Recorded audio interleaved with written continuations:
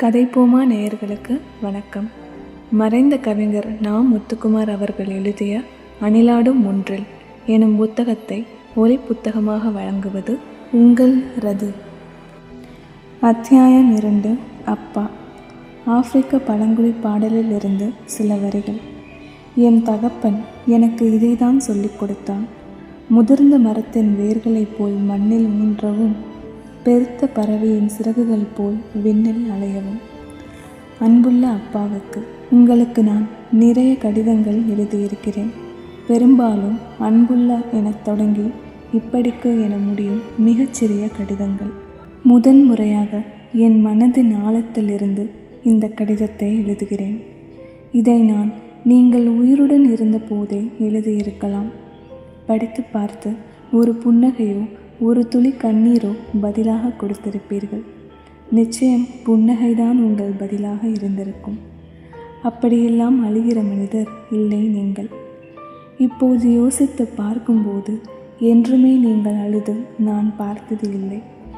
எந்த அப்பாக்கள் பிள்ளைகள் முன் அழுது இருக்கிறார்கள்?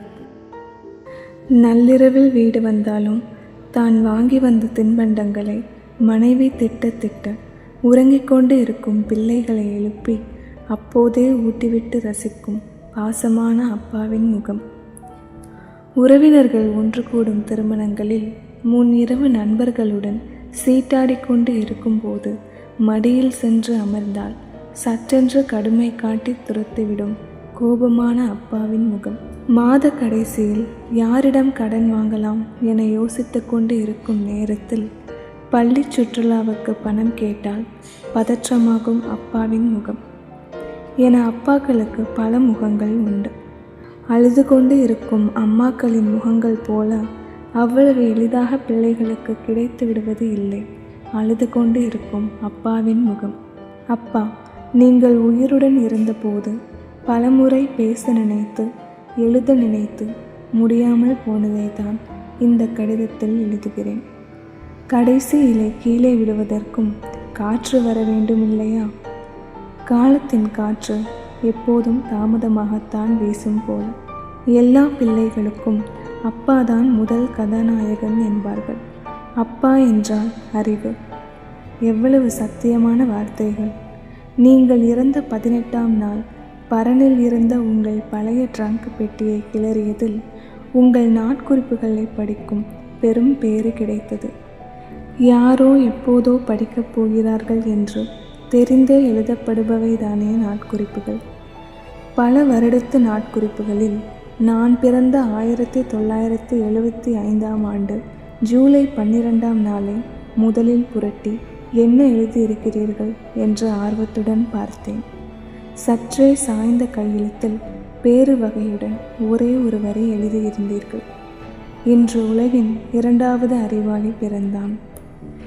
காக்கைக்கும் தன் குஞ்சு பொன் குஞ்சு என்பது போல அப்பா, உங்கள் அதிகப்படியான தன்னம்பிக்கைதான் என் நம்பிக்கை என்று அப்போது புலனானது.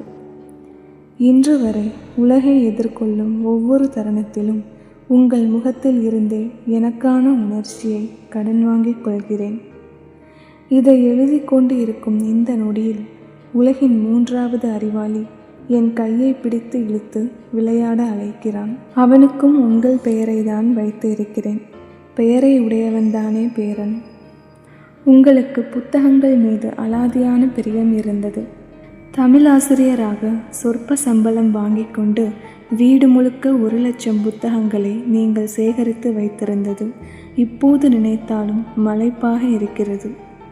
காஞ்சிபுரத்தை சுற்றியிருந்த 20க்கும் மேற்பட்ட கிளை நூலகங்களில் உறுப்பினராகி புத்தகங்களின் முடிவில்லா உலகிற்கு என்னையும் கூட்டிச் சென்றீர்கள். நீங்கள் அடிக்கடி சொல்லும் வாசகம், எனக்கு தமிழ் மட்டும் தெரிஞ்சதால தான் தமிழ் புத்தகம் மட்டும் வாங்கினேன், அதனால் கடனாளியாக மட்டும் இருக்கேன். ஆங்கிலமும் தெரிஞ்சிருந்தா நாம எல்லாம் நடுத்தெருவில் தான் நின்றுப்போம். நான் உங்களை பற்றி ஒரு கவிதையில் இப்படி எழுதியிருந்தேன். என் அப்பா ஒரு மூட்டை புத்தகம் கிடைப்பதாக இருந்தால் என்னையும் விற்றுவிடுவார். புத்தகங்கள் படிக்கும்போது உங்களுக்கு பிடித்த வரிகளின் கீழே சிவப்பு மையால் அடிக்கோடி இடுவீர்கள். அது எனக்கு எரிச்சலாக இருக்கும். உங்கள் கருத்தை என் மீது திணிக்காதீர்கள். உங்களுக்கு பிடித்த வரி எனக்கு பிடிக்காமல் இருக்கலாம். எதற்கு அடிக்கோடு இடுகிறீர்கள் என்று கோபிப்பேன். அமைதியாகச் சொல்வீர்கள், அது அப்படி அல்ல, எங்கோ இருக்கும் இதை எழுதிய எழுத்தாளனுக்கு நான் இங்கு இருந்தே கை குலுக்குகிறேன். உங்களை பிடித்தாட்டிய புத்தக வேதாளம் என்னை பிடித்து இப்போது என் பிள்ளையையும் ஆட்டிக்கொண்டு இருக்கிறது. மொழி அறியா இந்த 3½ வயதில் ஏதோ ஒரு புத்தகத்தை எடுத்து வைத்து கொண்டு அவனுக்கு தெரிந்த ஏதோ ஒரு மொழியில் படித்து புதிதாக ஒரு கதை சொல்கிறான். சிங்கத்தின் தலையும் யானையின் உடலும் கொண்ட அந்த மிருகத்தை பற்றி அவன் சொல்லும்போது பயப்படுவதைப் போல் நடிப்பதும் நன்றாகத்தான் இருக்கிறது. எவற்றின் நடமாடும் நிழல்கள் நாம் என்ற ஒரு சிறுகதையில் எழுத்தாளர் மௌனி எழுதியிருந்தார். 36 வயதில் அந்த வரிகளுக்கு அர்த்தம் புரிந்த மாதிரி இருக்கிறது. புத்தகங்கள் வாங்குவதற்காக நீங்கள் கடன் வாங்குவீர்கள். கடனை அடைக்க கடன், அதை அடைக்க மீண்டும் கடன். கடன்பட்ட உங்கள் உள்ளம் கலங்கியதே இல்லை. கடன்காரர்கள் எதிர்பட்டால் அவர்கள் தயங்கியபடி தள்ளி சென்றாலும் நீங்களாகவே அவர்கள் முன் சென்று அடுத்த மாதம் கொடுத்து விடுகிறேன் சார் என்று சொல்லிவிட்டு அவர்கள் பரவாயில்லை சார் என்று புறப்பட்டதும் என்னிடம் திரும்பி கடன் கொடுத்தவர்களை பார்த்து பயப்படக்கூடாது என்பீர்கள். அப்பா, இப்போது சொல்கிறேன், நான் படித்த புத்தகங்களிலேயே உங்கள் அனுபவங்கள் தான் சிறந்த புத்தகம். இன்று எத்தனையோ திரைப்படங்களுக்கு நான் பாடல் எழுதி கொண்டு இருந்தாலும் உங்களுடன் பார்த்த திரைப்படங்களை மறக்க முடியுமா? பெரும்பாலும் நள்ளிரவு 2ஆம் காட்சிக்குத்தான் நீங்கள் கூட்டி செல்வீர்கள். தண்டவாளத்தில் கை வைக்கும் சூப்பர்மேன், மூங்கில் குச்சிகளில் உணவு உண்ணும் 36 சேம்பர் ஆஃப் ஷாலன், கழுகுகள் வட்டமிடும் மேக்னஸ் கோல்ட், ஜேம்ஸ் பாண்ட் படங்கள் என எனக்கான படங்களை நீங்கள் முன்பே பார்த்து அழைத்து செல்வீர்கள். நன்றாக நினைவு இருக்கிறது. கல்லூரியில் படிக்கும்போது வகுப்பை கட்டடித்துவிட்டு நண்பர்களுடன் நான் படத்துக்கு சென்றிருந்தேன். கடைசி சீட்டில் இருட்டில் இடம் பிடிப்போம். இடைவேளையின் போது கூட வெளியே வரமாட்டோம். படம் முடிந்த எல்லோரும் கிளம்பிய பிறகே வாசலுக்கு வருவோம். நானும் நண்பர்களும் திரையரங்கை விட்டு வெளியே வரும்போது ஒரு நண்பன் என் தோளை பிடித்து, டேய், உங்க அப்பாடா என்று சொல்கிறான். அவன் காட்டிய திசையில் எதிரில் இருந்த டீ கடையில் நீங்கள் நின்று கொண்டு இருக்கிறீர்கள்.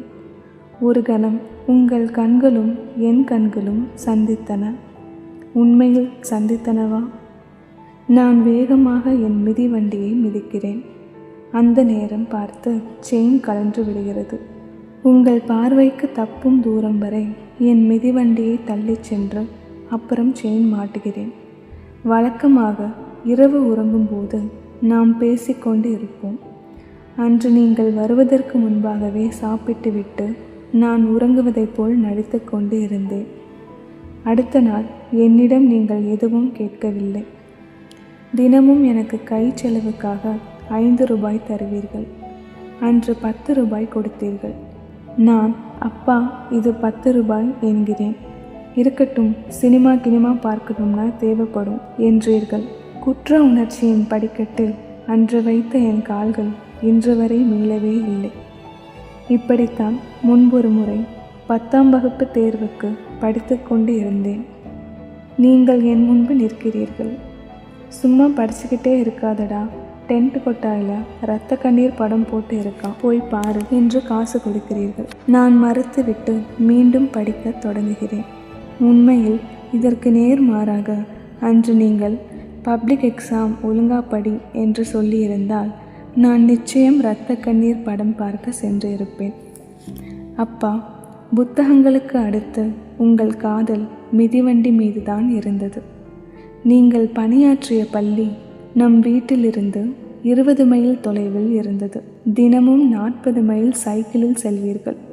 காஞ்சிபுரத்தில் நடக்கும் சைக்கிள் போட்டிகளில் முதல் 3 கோப்பைகளில் வருடந்தோறும் உங்கள் பெயரும் பொறிக்கப்பட்டு இருக்கும். நீங்கள் இறக்கும் வரை என்னை உங்கள் சைக்கிளின் பின் இருக்கையில் அமர வைத்து மிதித்து சென்றீர்கள். ஒரு முறை கூட நான் உங்களை சுமந்தது இல்லை. ஒரு முறை நண்பர்கள் எல்லாம் சேர்ந்து மகாபலிபுரம் வரை மிதிவண்டியில் சென்று வரலாம் என்று முடிவெடுத்தோம். வீட்டில் எதிர்த்தும் நீங்கள் என்னை அனுப்பி வைத்தீர்கள். காஞ்சிபுரத்தில் இருந்து 70 கிலோமீட்டர்கள். காலை 5 மணிக்கு புறப்பட்டு 10 மணிக்கு மகாபலிபுரம் வந்தடைந்தோம். கடற்கரையை சுற்றி பார்த்து திரும்பினால் எதிரில் நீங்கள் நின்று கொண்டு இருக்கிறீர்கள். என்னை அனுப்பிவிட்டு மனசு கேட்காமல் பேருந்தில் புறப்பட்டு வந்ததாக சொன்னீர்கள். பௌர்ணமி நிலா தொடர்ந்து வர என்னை பின் இருக்கையில் அமர வைத்து என் நண்பர்களுடன் அரட்டை அடித்தபடி காஞ்சிபுரம் வரை கூட்டி வந்தீர்கள். நீங்கள் இறந்த பிறகு உங்கள் அஸ்தியை கரைக்க மகாபலிபுரம் கடலுக்குத்தான் வந்தேன். வழிமுழுக்க அன்று நாம் கடந்து வந்த பாதைகள் என் வாழ்வில் என்றும் நான் கடக்க முடியாத பாதைகள். முதலாக உங்கள் கைப்பிடித்து பள்ளிக்கு சென்றது, சலூனுக்கு சென்றது, கடற்கரைக்கு சென்றது என எத்தனையோ நினைவுகள் நெஞ்சில் நிழலாடுகின்றன. சின்ன வயதில் சைக்கிள் ஓட்ட கற்றுக் கொடுக்கும் போது என் இடுப்பை பிடித்து கொண்டே வந்து சட்டென்று ஒரு கணத்தில் பிடியை விட்டீர்கள். நீங்கள் பிடித்து கொண்டு இருப்பதாக நினைத்து சைக்கிளை ஓட்டிக்கொண்டு இருந்தேன். இப்போதும் அப்படித்தான் நீங்கள் பிடித்து கொண்டு இருப்பதாக நினைத்து ஓடிக்கொண்டு இருக்கிறேன். அப்பா, உங்கள் உயிரின் ஒரு துளியில் இருந்து என் உலகம் தொடங்கியது. இன்று இவ்வேளையில் அளவில்லா அன்புடன் என் கண்ணீரில் சில துளிகளை உங்களுக்காக காணிக்கையாக ஆக்குகிறேன். இப்படிக்கு உங்கள் மகன்.